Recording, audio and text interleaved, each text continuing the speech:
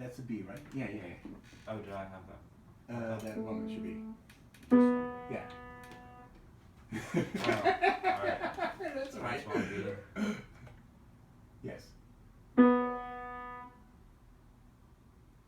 And there's another B. Then it goes again to A, another A.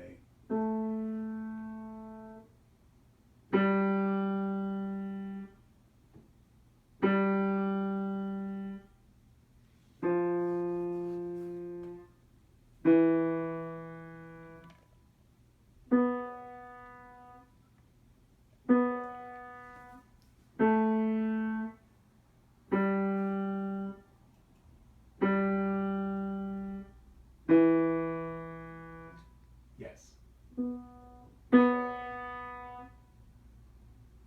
Yes. You got it? Take it. Oops, give me one try. Yes. A. Yes.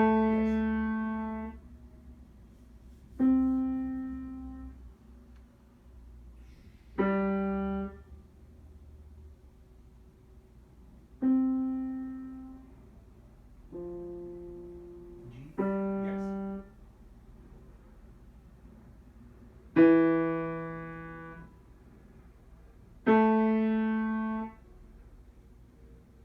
One lower. Yes.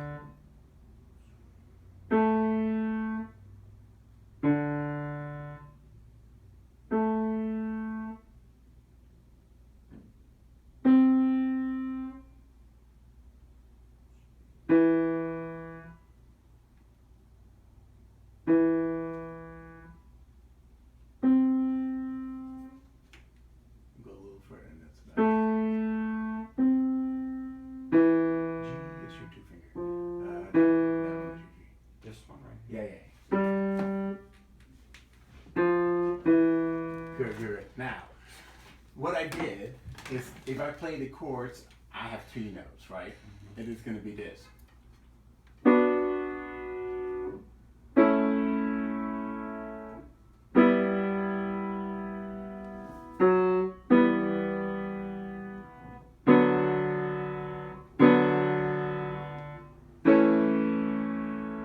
Maybe you can hear it a little bit in the back of your head.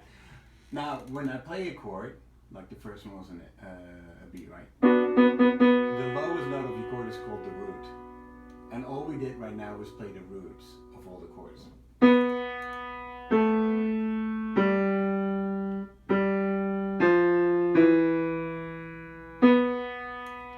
So it's perfectly fine. I don't want to do more than that. What I want you to learn is the letter names of the notes, where you're comfortable with that, and then practice playing just the roots, so only the bottom note of these chords, for now. But once you know where those notes are, and when you actually, maybe you don't want to, I mean, what you did actually makes incredible amount of sense, where you just keep your hands in one place and move around like that. Musically, that is how you play piano. The less you move, the more efficient you are, the better it is. But in this case, you might also want to practice it because it's almost more of an exercise of reading at the same time. Yeah. And we're going to do play the chords in the end. We're going to learn to play the whole chords. So then it doesn't make sense that you have your hand in place. So I don't want you to get too accustomed to playing it that way. So you can just play it with one finger as well. And whether you connect it or it's musically or not, doesn't matter to me. Okay? I just want you to get comfortable finding the letter names of those notes and the notes on the piano. That's the most important thing. Now, the other thing that I want to point out, there are only two other things that I do want you to know. One thing is that they have a little, like, number sign here. Yeah. That number sign is called a sharp. And what your sharp does, it goes a half step, and I'll explain what it is. Oops, there goes my dyslexia. Half step up is a half step to the right. If I'm on a white note, it's a right, whatever note is to the right, whether it's black or white, it's a half step up. So if I have an F sharp here, instead of my normal F, it's going to be the black note. Okay. I will circle them. It's only that F that is going to be played as a black note. If I have a slash there, you play either a G or an F sharp. No, actually what it really is this. You have to play it for you. If I played with the chord setting was the E minor.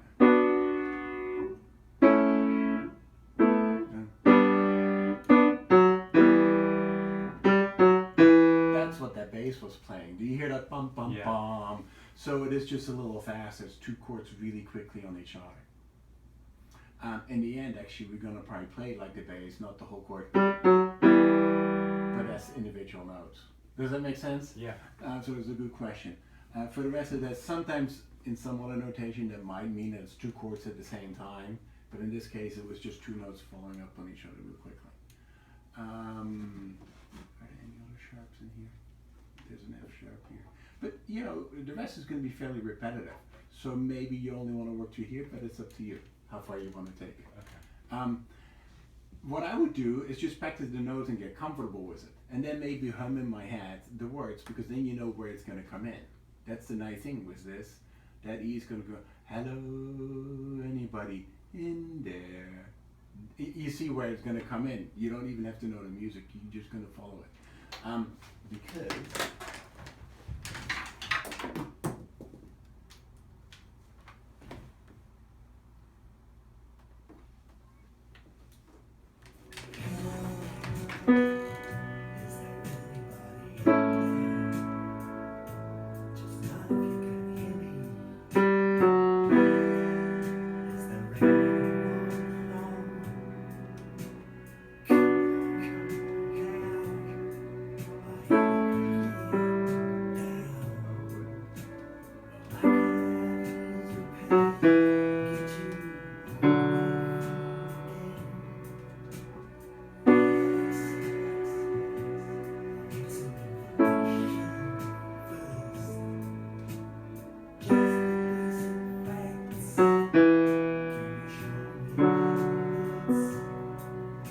and then you hear it change.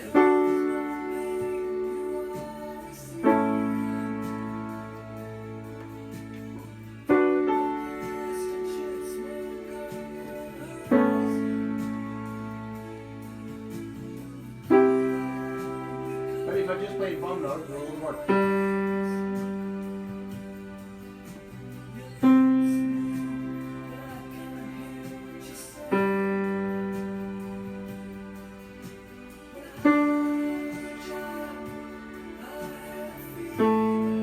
You hear? It's the same thing.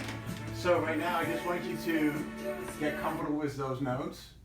And when you want to, you can play along with the music and you can see where it fits in. And next week, or the next time we meet, I would want to work on how you build chords. Okay. And it's just going to be three notes. Now, the only other thing that I'll tell you in advance, you don't have to remember this, is when you have a little M, that stands for the word minor.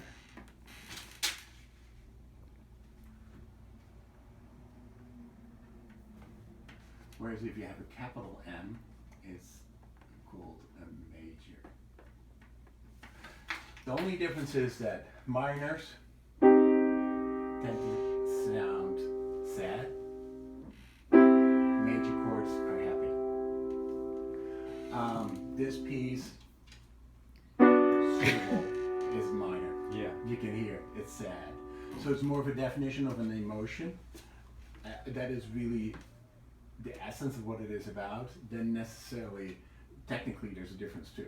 But the real what is important is the feeling. And that will also mean